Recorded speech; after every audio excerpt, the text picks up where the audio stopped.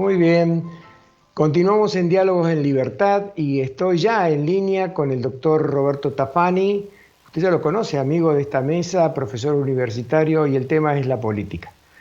Hola Roberto, abrazo, ¿cómo estás? Hola Rubén, ¿qué tal? Un gusto grande verte. Bueno, yo diría como para ambientarnos y como introducción a todo lo que podemos charlar después, dame tu opinión sobre el resultado de las elecciones. Bueno, pienso que es un primer paso muy importante, ojalá se consolide. Es importante que se consolide porque hay que ir armando las cámaras para el 2023. Entonces, en esta elección es la oposición la que está defendiendo más bancas, que está más comprometida. En la próxima elección cuando se elija el presidente, digamos, en el 2023, también va a haber una renovación parcial de las cámaras. Así que lo importante es ir armando esa correlación de fuerza ahora, porque volver a reeditar una situación como la del gobierno anterior de Macri no resulta. Tenía minoría, era muy difícil pasar los proyectos, así que es muy importante esto.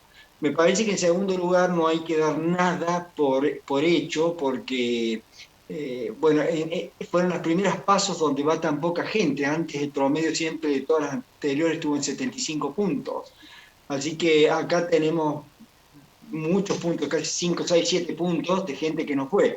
En las presidenciales uno podía esperar entre un 75 y un 80%. O sea que si a eso vos le sumas que uno de cada cuatro pretende cambiar el voto, y es lógico que así sea porque en parte hubieron candidatos que no llegaron al 1,5, y esto libera una masa de votantes. Así que me parece que hay un margen importante de riesgo, digamos, para la oposición y no puede quedarse dormida. Pero el resultado es extraordinariamente bueno porque desperoniza al país. Bueno, yo estaba diciendo al comienzo del programa de que había escuchado una opinión de Juan José Sebrelli que decía que estamos asistiendo al fin del populismo en Argentina. Yo, por supuesto, tengo mis dudas con respecto a eso, no lo sé si va a ser así, pero veamos ahora cuando viene noviembre cuáles son los resultados y ahí con esos guarismos nos vamos a dar cuenta si es cierto que está desapareciendo el populismo o el peronismo, como quieran llamarlo. A todo esto, Roberto, Cristina hace una carta, se saca todos los problemas de encima, le echa todas las culpas al presidente y dice, yo no tengo la culpa de nada, acá el único culpable es el doctor Alberto Fernández. Una especie de rebelión, así, con todo, le mandó a pedir la renuncia a sus jefes, miembros del gabinete y ahí quedó la cosa. ¿Cómo ves esa actitud de Cristina, de querer lavarse la Bueno, ropa rápidamente?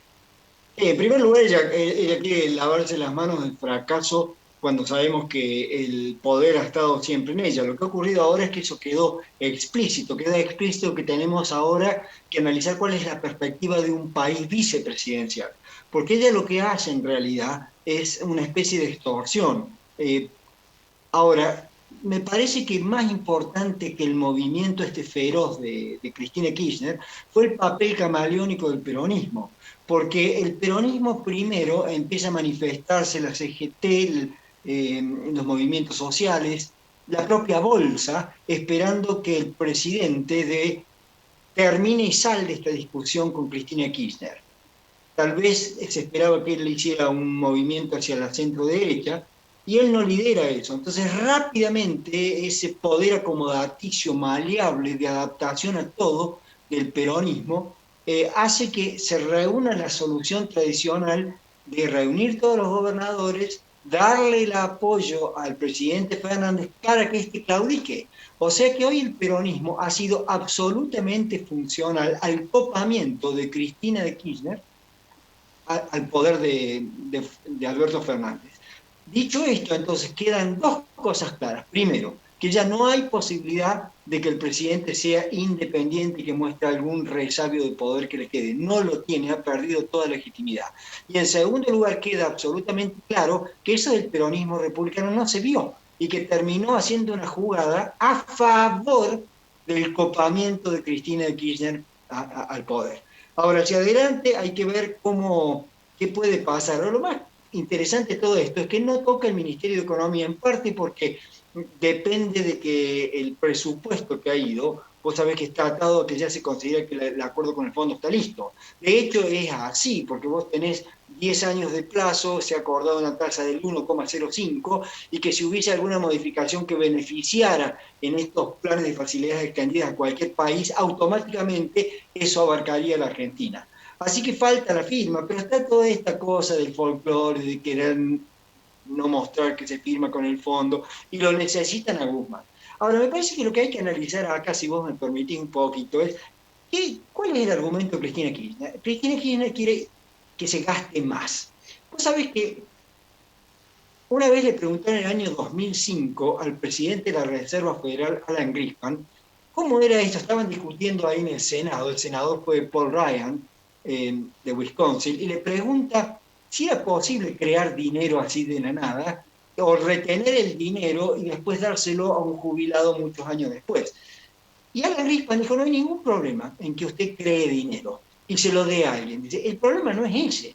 El problema es cómo se hace para que el sistema convierta ese dinero en efectivo en activos reales, en máquinas, en producción, en aumento de la productividad. Es decir, que esto es lo que no se alcanza a ver acá en el país. Y por otro lado, una cosa que surge en esta charla dice, siempre y cuando la persona quiera retener la moneda nacional, no hay problema en que se emita dinero en tanto en cuanto esto vaya a activos productivos. Ninguna de esas dos cosas están dadas en el país. La demanda de dinero, que es el prerequisito, el M3 sobre toda la circulación monetaria, está hoy, Rubén, la semana pasada la habíamos medido, estaba en 18 puntos, hoy está en 17,6, está cayendo, está bajísima, nunca logró subir, nunca logró remontar aquella caída que hubo en el 28 de diciembre del 2017, ¿te acordás cuando se hizo esa nefasta conferencia donde las metas se renunciaban, las metas de inflación, y empezó la caída del gobierno de Macri ahí? Bueno, nunca se remontó la demanda de dinero, pero ahora empieza a caer. O sea que ese primer requisito no está. Y el segundo requisito, de que vos el dinero tendrías que invertirlo en activos productivos, tampoco está porque no hay un horizonte, los impuestos no paran de crecer, la reforma laboral no aparece, así que lo que nos espera hacia adelante, sin ninguna duda, es lo que la historia nos depara. ¿Y qué nos depara la historia en las PASO? Primero, que entre las PASO inicial y la elección parlamentaria se pierden reservas. De hecho, el Banco Central perdió en el último mes más de $1.000 millones. Y la semana pasada 140, solamente en un día. En segundo lugar, lo que ocurre es que después que viene la elección, porque los gobiernos se empecinan en parar la suba del dólar, venden dólares, usan futuros, apretan un poco más el cepo, es que se empieza a subir el dólar después de la elección. Y ha llegado a subir hasta un 40% en los siguientes 6 meses. Así que hoy la pregunta no es si va a subir el dólar, sino si esto se va a dar por pequeñas minis devaluaciones o va a ser un salto grande como la época de Kicillof. De cualquier manera está claro que todo esto, esta tosudez, esta ignorancia por parte de la presidenta, que se ve que sigue leyendo los libros de Mazzucato, donde dice el Estado tiene que ser el que fije la misión, el que dirija, el que configure los mercados, el que tenga flexibilidad, el que genere resultados. Pero se olvidó leer la página 182, donde ahí Mariana Mazzucato lo dice claramente. Si bien es cierto que el Estado tiene que intervenir, el límite está en la demanda de dinero y en el sector externo, los dos problemas que tenemos nosotros. Entonces, como no hay árbol mágico para generar dinero, como el peral genera las peras, la pregunta es cuál es el límite. El límite es la inflación. Y nosotros ya estamos con una inflación del 50 y pico por ciento. Así que con esto y las señales que están surgiendo, no hay que olvidarse que en condiciones como las actuales, en donde la desproporción entre deuda, o sea, el pasivo del Banco Central y el activo que tiene es tan grande, el problema pasa a ser los líos políticos. Por eso, lo que hay que agradecer es que esta semana se haya resuelto y no nos haya acercado mucho más a una mega inflación a través de un disparador político del desequilibrio macroeconómico, que es fenomenal y que Cristina Kirchner parece enferma en querer agravarlo.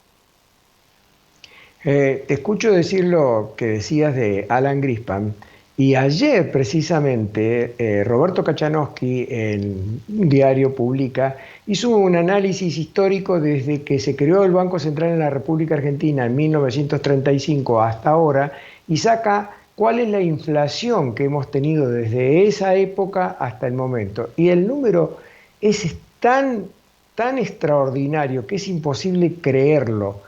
Según Roberto Kachanowski, la inflación desde 1935 hasta el 2021 es de 400.000 billones con B de Bolivia, de 400, casi 400.000 billones por ciento. Esa es la inflación que ha tenido la Argentina, según Roberto Kachanowski, dice, por eso no tenemos moneda. Por eso no tenemos moneda. Entonces no Pero hay el problema es teoría que no tener, aguante. tal cual. En Sí, te realidad, escucho. sí, un supuesto de la teoría para vos poder emitir dinero es que tengas demanda de dinero. Y acá no hay.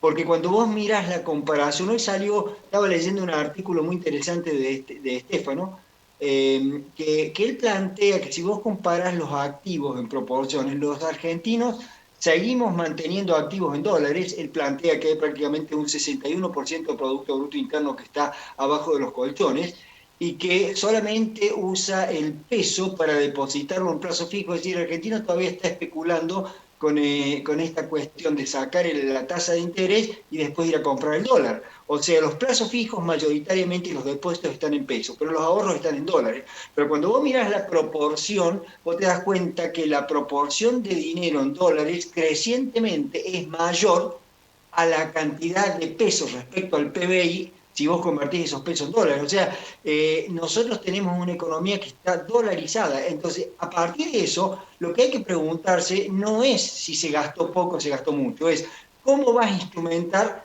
la competencia de monedas. Por ejemplo, creo que Milei ya tiene que salir a hablar sobre esas cosas. Creo que la oposición tiene que empezar a hablar sobre esas cosas. Va a ser solamente sobre monedas oficiales, el dólar, el euro.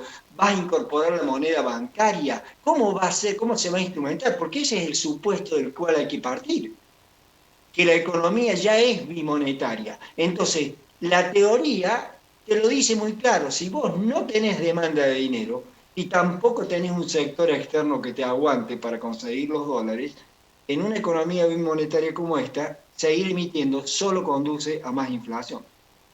Así es. Me gustaría, Roberto, volver a la política, ¿no? Es decir, porque la actitud que toma el presidente Fernández ante la presión con esa carta pública que hace Cristina es inesperada porque uno dice, bueno, o una de dos, o se revela y dice, no, señora, discúlpeme, el presidente soy yo tengo la lapicera y yo voy a tomar las decisiones que tengo que tomar y usted no se meta. O la otra era, señora, acá tiene mi renuncia, hágase cargo usted del poder con la cámpora y yo me voy a mi casa a disfrutar de Dylan, el perro que tiene y todo eso. No hizo ninguna de las dos, hizo una rendición incondicional, se postró ante ella y ahora no sé qué quedan hilachas de un cadáver político. ¿Cómo lo ves eso? Lo veo muy difícil, porque ahora hay que preguntarse cómo se hace para que el presidente pueda gobernar este país durante 2 largos años que le faltan. Efectivamente, el método hipotético deductivo uno lo puede aplicar no solo a la ciencia, sino también a la política, en la forma de razonar. Y lo que ocurrió es lo que en el método este se llama un momento crucial, es cuando aparece una encrucijada tal de que se salga la cuestión para un lado o para otro, a favor de una hipótesis o a favor de la otra. Acá la cuestión era cuándo se iba yo me acuerdo hace 2 años, nosotros veníamos hablando al inicio, decíamos, acá hay un problema de polleras, vamos a ver cómo se resuelve. Primero esperábamos que se fuera a resolver antes del 2020, después vino la pandemia, todo esto posterior. Se resolvió ahora. Y se resolvió de una forma que fue un desastre porque fue una derrota total para el presidente. El presidente se quedó sin nada de poder. Escuchan, ¿con quién van a hablar los gobernadores? Con Guado de Pedro, que le puso la renuncia y es el tipo que queda. O sea, todo el interior ahora habla con el vocero de Cristina Kirchner. Hacia afuera no Claro. tenemos ningún representante porque esta persona no. O sea, estamos aislados del mundo y con el peronismo de Cristina controlando todo esto. No tiene ningún Última poder, no tiene pregunta. legitimidad. última pregunta, Roberto, porque me avisan que nos queda un minuto, pero me gustaría tu opinión al respecto. ¿Se puede bajar el gasto público sin costo político? El gasto público creo que se puede bajar, y se puede bajar porque vos tenés que ir reduciendo un montón de subsidios. Y yo creo que más que pensar hoy en bajar el gasto público, hay que pensar en cómo vamos a reestructurar ese gasto público en función de estrategias centrales que quiere desarrollar la Argentina. Por ejemplo, es hora que no sigamos pensando solamente en vaca muerta, sino en la energía sostenible. ¿Cómo vamos a resolver todo un montón de problemas que hoy el mundo en forma acuciante está tratando de resolver? O sea que los presupuestos ya no pueden ser históricos y agregar un porcentaje más, un porcentaje menos, pero el sacrificio que hay que hacer es importante. Ahora, se puede por lo siguiente, porque vos podés hacer un shock de confianza, como fue, por ejemplo, el plan de la convertibilidad o el plan austral, y en esos planes de shock vos podés estabilizar y generar crecimiento, con lo cual la recaudación aumenta y vos vas licuando el gasto. Lo que no se puede hacer, me parece, es tener un supuesto de tasa óptima de distribución igual a cero, como dice mi ley. Yo creo que hay que ir con un plan al tipo de López Murphy o el mismo Esper que dice, no, no, hay una transición que hay que hacer donde vos no podés cortar la distribución de dinero, no puede ser que tu tasa óptima sea cero de la distribución, pero hacer crecer al país necesitas un plan de estabilización urgente, de shock, que genere crecimiento, aumente la recaudación, empiece a licuar el gasto y sobre esa marcha entonces hay que repensar el presupuesto para un país que tenga una estrategia. El drama de nuestro es que no hay estrategia, el Estado tiene una burocracia muy ineficiente, no genera resultados, no tiene la flexibilidad, no sabe aprender sobre la marcha y encima se supone que hay demanda de dinero y que por arte de magia, como si no existieran las expectativas, si vos mandás dinero y tenés capacidad ociosa, entonces rápidamente va a empezar a funcionar. Eso es quedarse en una teoría económica muy arcaica, las expectativas existen, esto hay que cambiarlo, pero no es por el camino de Cristina de Kirchner. Ella nos lleva a echar nafta al fuego. Muy claro. Gracias, Roberto. Un gran abrazo y hasta el próximo encuentro. Gracias, Rubén, un gran abrazo para vos.